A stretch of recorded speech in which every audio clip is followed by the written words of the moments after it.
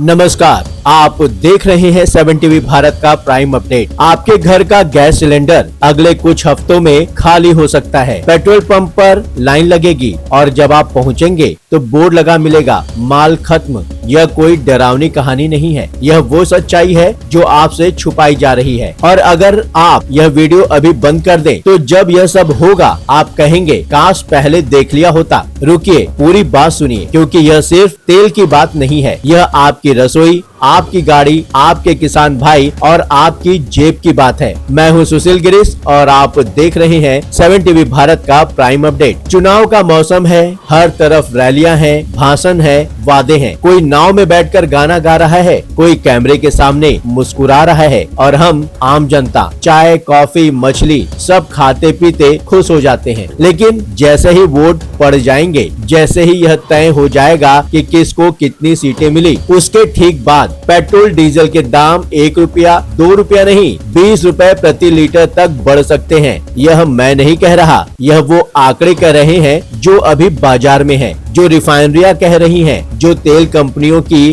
Balance sheet कह रही है। तो आइए एक एक करके समझते हैं। पहले थोड़ा अंतर्राष्ट्रीय पृष्ठभूमि को समझ लीजिए। ईरान और अमेरिका के बीच जो तनाव था उसमें अभी थोड़ी राहत आई है। बम नहीं गिर रहे, महंगी मिसाइलें नहीं दागी जा रही, दोनों तरफ से पैनिक थोड़ा कम हुआ है। लेकिन, और यह सबसे बड़ा लेकिन है, हार्मुज जल डमरू मध्य अभी भी संकट में है। हार्मुज यानी वो सक्रिय समुद्री नली जिससे होकर दुनिया का एक बड़ा हिस्सा तेल और गैस मंगाता है। ईरान ने वहाँ नाकाबंदी लगाई हुई है और यह समझ लीजिए, यह संकट सिर्फ ईरान का नहीं है, यह पूरी दुनिया का संकट है। ईरान अब रूस के पास गया है, कह रहा है भाई बातचीत कराओ। ओमान को भी बुलाया गया है, डायलॉग चल रहा है, लेकिन नतीजा अभी नहीं निकला। और इस पूरे खेल में सबसे ज्यादा फंसे हैं हम भारत के आम नागरिक। अब जरा आंकड़ों पर आते हैं। अभी अंतर्राष्ट्रीय बाजार में कच्चे तेल की कीमत $113 प्रति बैरल के आसपास चल रही है। पिछले महीने की तुलना में यह 33 से 34% ऊपर आ चुका है। और भारत का अपना जो क्रूड बास्केट है, यानी जिस औसत दाम पर हम तेल खरीदते हैं, वो भी ऊपर जा चुका है। अब यहाँ पर एक और मुसीबत है। विदेशी निवेशक जो भारतीय बाजार में पैसा लगाते हैं वो संतुष्ट नहीं है, वो पैसा निकाल कर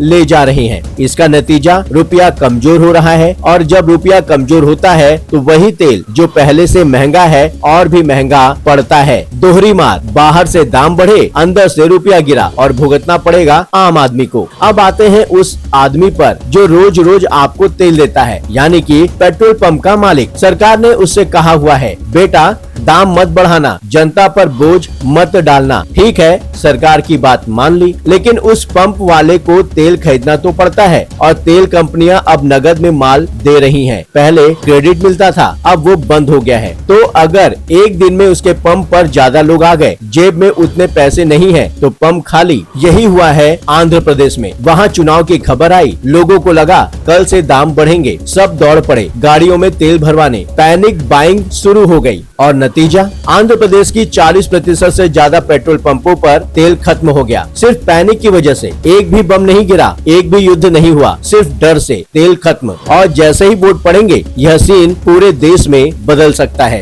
एक काम करिए, जो भाई बहन अभी सोच रहे हैं क्या सच में इतनी बड़ी बात है, रुक जाइए, आपको भविष्य में पता चल जाएगा। क्योंकि यह खबर अखबार के पहले पन्ने पर नहीं आएगी, प्राइम टाइम डिबेट में भी नहीं दिखाया जाएगा। यह वो सच है जो आपको 7 टीवी भारत बता रहा है। और हाँ, एक बात और, जो लोग बिना सुने कमेंट में आ जाते हैं उनके लिए एक संदेश है, पहले पूरी बात तो सुन लो फिर अपनी बात कहना, क्योंकि जो सामने दिख रहा है वो सच नहीं है। समझे? पहले समझो फिर बोलो। चलिए आगे बढ़ते हैं। अब बात करते हैं उस तेल की जो हम रूस से खरीद रहे थे। जब यूक्रेन युद्ध शुरू हुआ तो रूस ने कहा था, भारत भाई हमारा तेल ले लो 30-35% सस्ते में। हमने लिया, सही काम किया। लेकिन अब वही रूस का तेल 4 से 5% के प्रीमियम पर मिल रहा है, यानी डिस्काउंट गया और अब प्रीमियम देना पड़ेगा। क्यों? क्योंकि रूस को पता है आपके पास विकल्प कम है और जो विकल्प विकल्प है वो और भी महंगे हैं, जैसे अमेरिका का सेल ऑयल। अमेरिका कहता है हमारा तेल ले लो, लेकिन वो तेल वैसे ही महंगा है। उसके ऊपर से अमेरिका से भारत लाने में अफ्रीका का चक्कर लगाना पड़ता है और भी महंगा पड़ता है। मतलब साफ है, हर तरफ से तेल महंगा मिलना है। और अब तो बात जो शायद आपने किसी चैनल पर नहीं सुनी होगी, यूरिया। भारत का किसान यूरिया के बिना फसल नहीं उगा सकता। और यूरिया कहाँ से बनता है? उसी गल्फ के पेट्रोल से। कच्चे तेल का बाय प्रोडक्ट यूरिया है। अब हार्मुज बंद होने से यूरिया की सप्लाई अटक गई है और अंतर्राष्ट्रीय बाजार में यूरिया का दाम 2 गुना हो गया है। अब सोचिए, किसान को महंगा यूरिया मिलेगा, वो कम डालेगा, फसल कम होगी, फसल कम होगी तो दाम बढ़ेंगे, दाम बढ़ेंगे तो आपकी थाली महंगी होगी और किसान जो पहले से बर्बाद है और बर्बाद होगा। सरकार ने कहा किसान को महंगा यूरिया नहीं देंगे, ठीक है, मान लिया, सब्सिडी देंगे, लेकिन वो सब्सिडी कहां से आएगी? जिस सरकार का खजाना पहले से ही खाली है, वो एक साथ यूरिया पर भी सब्सिडी देगी और पेट्रोल डीजल पर भी? यह संभव नहीं है। कहीं न कहीं आपसे ही वसूला जाएगा। और अब वो मुद्दा जो सीधे आपकी रसोई से जुड़ा है, एलपीजी यानी कि रसोई गैस। भारत की गैस की जरूरत का 60% बाहर से आता है। कहां से? यूएई से,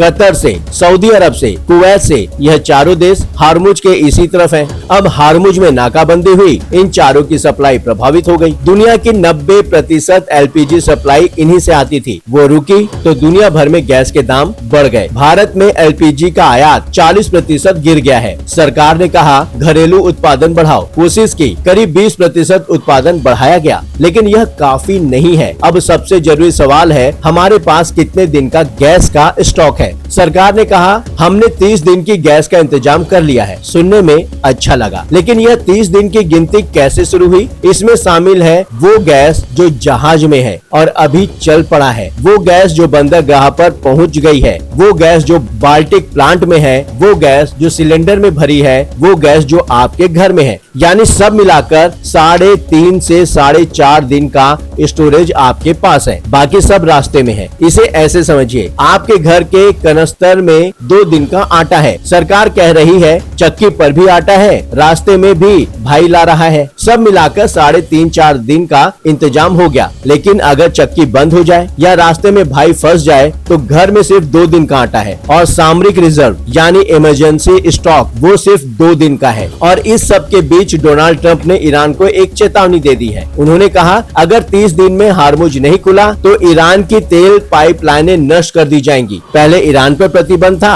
हम वहाँ से तेल खरीदते नहीं थे, लेकिन दूसरे देश खरीदते थे। अब अगर ईरान की पाइपलाइनें टूट गई तो बाकी खाड़ी देशों की जो हालात हुई वही हाल ईरान का भी होगा। और याद रखिए, तेल का दाम ऊपर जाता है रॉकेट की तरह, लेकिन नीचे आता है पंख की तरह, यानी कि धीरे धीरे। अब सोचिए सरकार क्या करे। एक तरफ तेल कंपनियों को घाटा हो रहा है, प्रति लीटर 6 से 7 रुपए का नुकसान हो रहा है। उनकी घाटा सहने की क्षमता खत्म हो गई है। पहले क्या होता था, कांग्रेस सरकार तेल कंपनियों को बॉन्ड दे देती थी, कहती थी अभी घाटा उठाओ बाद में देंगे। लेकिन बीजेपी ने उन ऑयल बॉन्ड पर इतना हंगामा किया था कि अब वो रास्ता भी बंद है। दूसरी तरफ एलपीजी पर भी सब्सिडी देनी है, यूरिया पर भी सब्सिडी देनी है और खजाने में पैसे वो आते हैं आपसे, हमसे, टैक्स से। और जब टैक्स कम पड़ेगा तो पेट्रोल डीजल के दाम बढ़ाकर वसूला जाएगा। यही चक्र है, यही सच है। चुनाव खत्म होंगे, रैलियां बंद होगी, नाव पर गाना गाना बंद होगा और तब शुरू होगा